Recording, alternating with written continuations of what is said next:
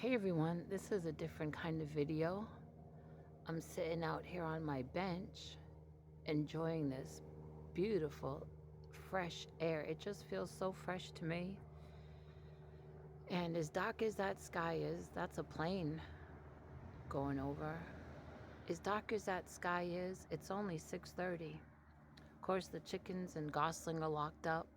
Miss Kitty has eaten her supper. Sadie and Monster have eaten and have been out for potty, and they'll have to be out a few more times. This land that I live on, it's right on, I think the landlord told me three or four flight paths. So we're always getting airplanes and helicopters flying by, and then about 5 miles one direction, I think east, which would be that way, is a what is that called? Some kind of military. Now wait a minute. Is it the reserves? No, it's the Corps of Engineers. They're out there, and sometimes their helicopters go over.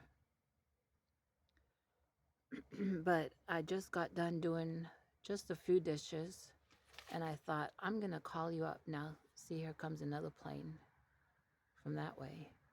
That one's coming, and that one just made like a circle. Um, I thought I'd just call you up and tell you about the day. If you've been following me, I did a video this morning while, oops, did a video this morning while I was getting ready for church. So I hope that you've gone to see that. And so I went off to church. We had a great service. My pastor preached on uh, being thankful and showing God that we're thankful. And it was just a wonderful message. And we had a house full. We're not a very big church, but we had quite a few visitors. I counted during the service, I counted, I think, 65 people. That's including kids. And then after the service, I did end up staying for food and for fellowship. I felt well enough to stay. So during that time, oh, there must have been about 10 or 11 people that had come in, and I didn't get around to meet them, but they were friends of people that are from my church that they had been invited to come. And our church had made up flyers last week and to put up in different places, but I know that these visitors that came that came after the service, I know that they're friends of a couple people from church. And so they might have gone to a different church, and once they got out, they came over to our church, is what I heard. Um, but it was a good time. It was like, it was called Patties with Pastor because the pastor was out there on the grill cooking up the patties. Of course, some of the men were helping him. They had grilling hot dogs and hamburgers and then cheeseburgers, and there was macaroni and cheese. Someone had made beans, and I can't remember all. Then, all the things you put on your um, hamburgers or cheeseburgers, tomatoes, lettuce, all those things. And then there was that whole big table that I just saw it and kept on walking, but it was the bake-off table.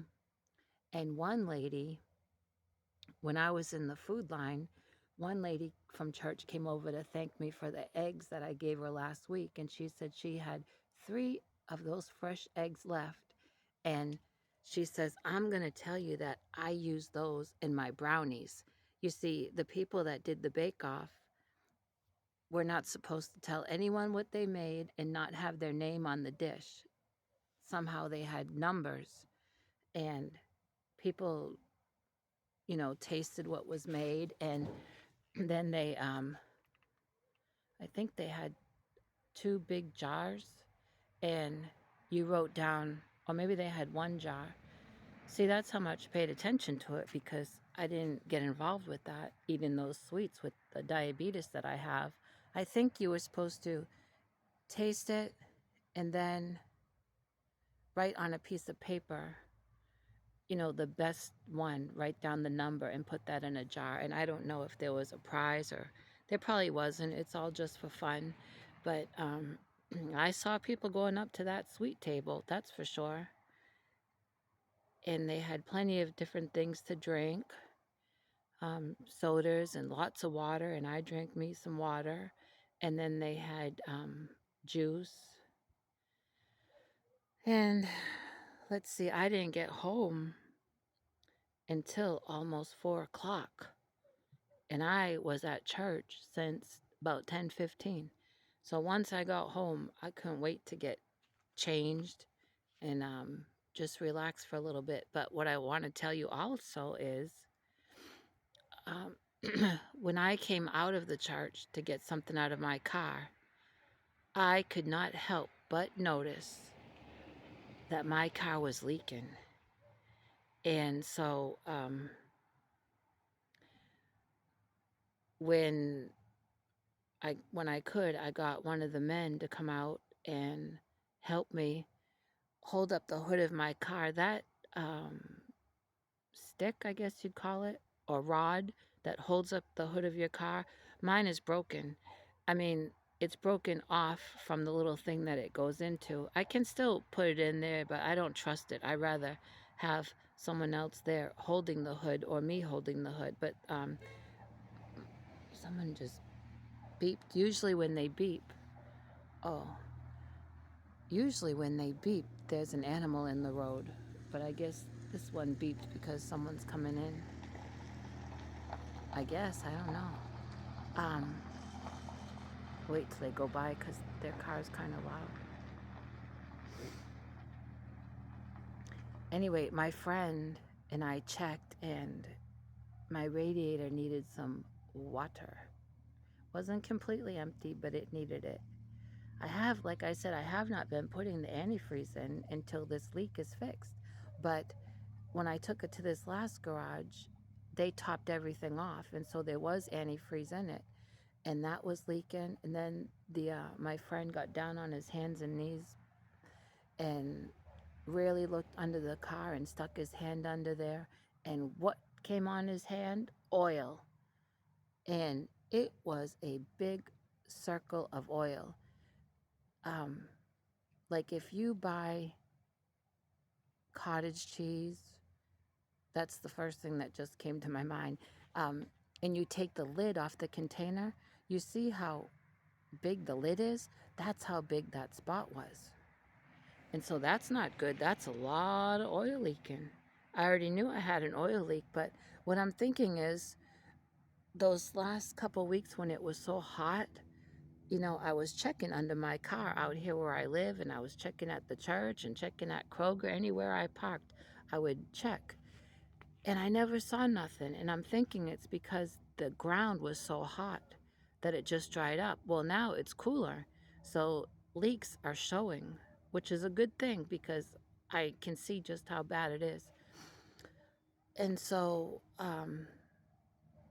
let's see, that friend that helped me told me about this mechanic down in Garland. It's kind of way on the other side, but he knows him better than I do. I met him one time, um, like 11 years ago, and not for any kind of mechanic work.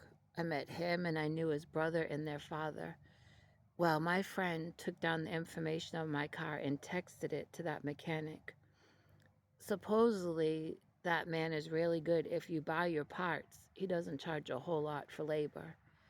So, if it works out that he'll do this for me, I may be stuck down in Garland like half a day getting that fixed, but I'll just have to. Hopefully, they have a chair at the garage because it's an area that I don't know. So, I wouldn't really want to be walking around. And then, and then another guy from church, he's not sure of his work schedule. There's another plane way back there. He's not too sure of his work schedule, but he thinks he may have this Saturday off. And if he does, then if I have the parts, he will fix the water pump, the alternator belt, the air conditioning belt, and the thermostat. And he said he wouldn't charge me, but I'll have to, I'll pay him something. I'm not looking to get it done for free. I just don't know where the money's going to come from yet. But God owns a cattle on 1,000 hills, the Bible says. And then someone added to it and said, and he owns the hills that the cattle are on. It's just saying that God owns it all. Here comes another plane.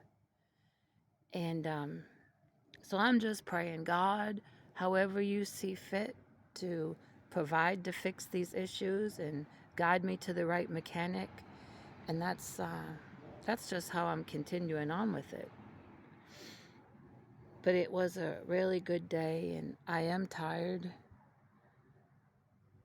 But got caught up visiting with some friends at church, because when you're in when you go to services, after the service, you sit around or stand around and talk for a little bit, but you get talking with one person and someone else comes by and they don't want to just walk by you. So, they start talking to you. They're not interrupting. They don't want to be rude just walking by. So they'll stop and shake your hand and, hey, how you doing? And, well, then you're in a whole nother kind of conversation. And that's usually how it ends up. And sometimes when I'm on my way out of church, someone will stop me and ask me something, or one of the kids that I teach will stop to tell me something. And so it's hard to get caught up with everyone. So today was a good day to get caught up with a few people. And we'll just see about tomorrow. Just one day at a time. Now, see that truck? See, this land that I live on goes way, way, way, way, way back. And there's another kind of business in the middle of the land. And they're very nice people. And so that was them just coming in down there.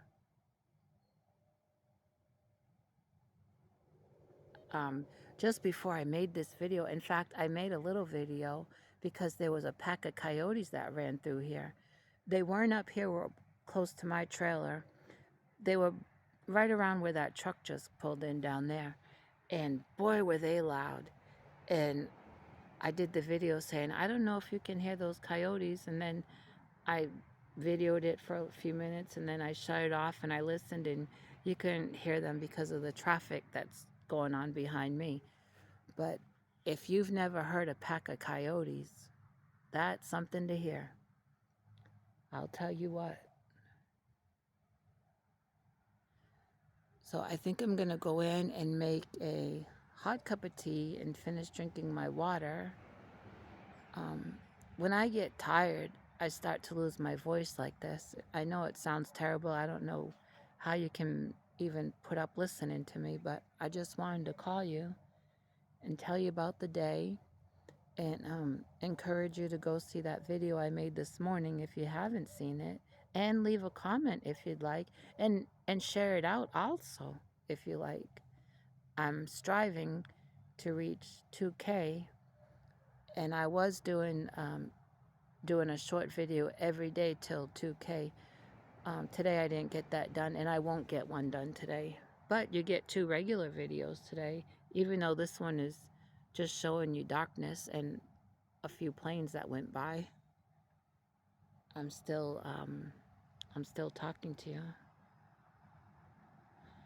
So I'll let you go, and I hope everyone has a great night, and I'll talk to you tomorrow.